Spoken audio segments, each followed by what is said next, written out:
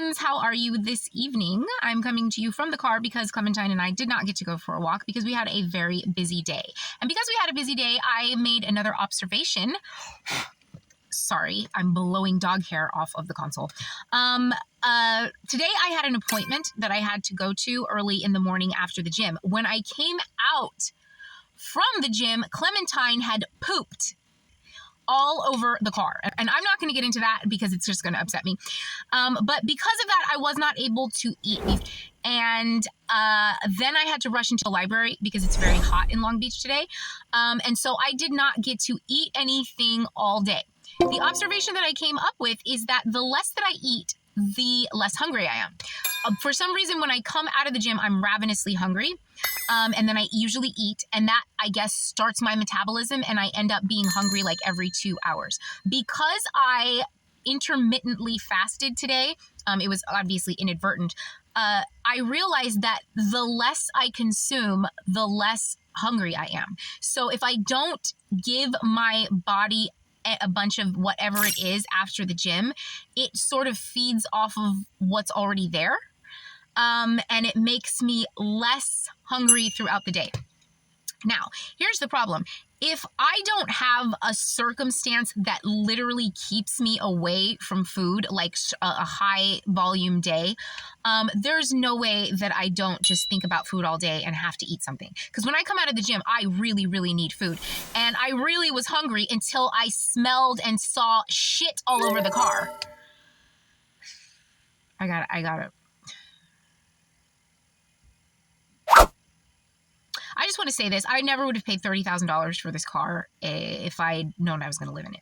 I had bigger dreams for myself than my family was willing to let me live out, than even God was willing to let me live out. And that really pisses me off. But that's not what we're going to talk about right now. We're talking about food.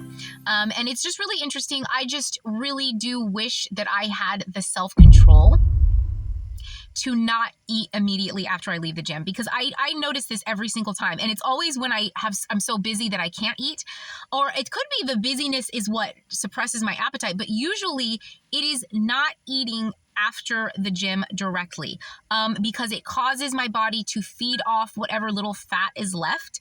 And it just makes me feel better. I actually move better and I feel better the less I eat.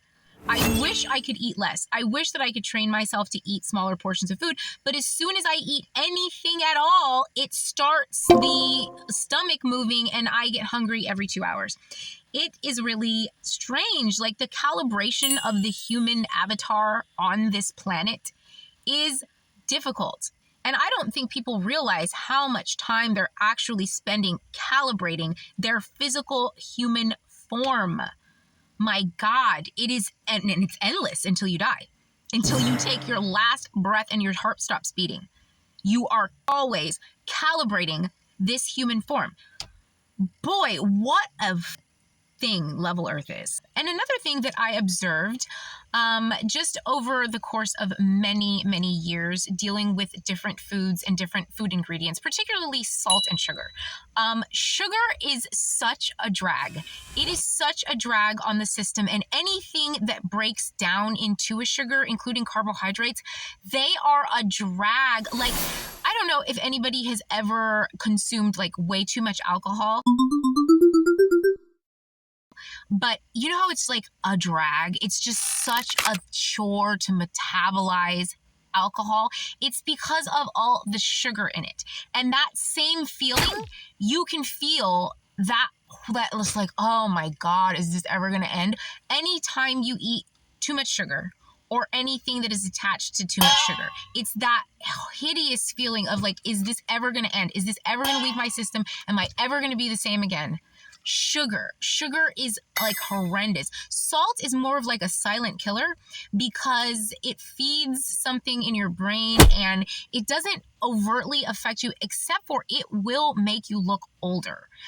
You'd have to consume a lot of actual salt, but like sodium, that's what it is. It constricts your blood vessels, but it's like your energy level isn't affected by it. So you kind of don't really care about it as much. Like, you might look a little bit worse, but you're still moving. But sugar is like, it's such a drag. Oh, and every time I eat too much sugar, which is every time I eat sugar, I feel horrible. And even if I eat just a little bit too much, like if I eat my 4th banana, every time I say banana, I think donut. And I sometimes even say donut. So for me, like for a health food junkie like me, a banana is like a donut because it has that much sugar. And if I have one too many of those, it is a drag the next day. Sugar is such a drag. Oil will stop you dead in your tracks. Like, it does the opposite of the Tin Man. It will make everything so tight and so like constricted. Like, if you want to never stretch again, you got to consume a ton of oil. Oil is... it's really bad. Oil and sodium together. Can you imagine? Oil and sugar together, oil and sugar and sodium together, and then wheat? Oh my God, don't even get me started on wheat. I can't. I talk about this all the time, but it's really interesting when you think about the individual ingredients and what they do to your system individually, and then think about combining those side effects when you combine those ingredients. You see, it's a lot. It's a lot, guys. And that's why the less ingredients, the better. And you do not want science words, and you do not want pigment in your food. Thank you. I do sometimes wonder what people think when they find this page. Do they think like, what is this girl? Like, what is she doing? What is she talking about, and what is she doing? Because I think that all the time.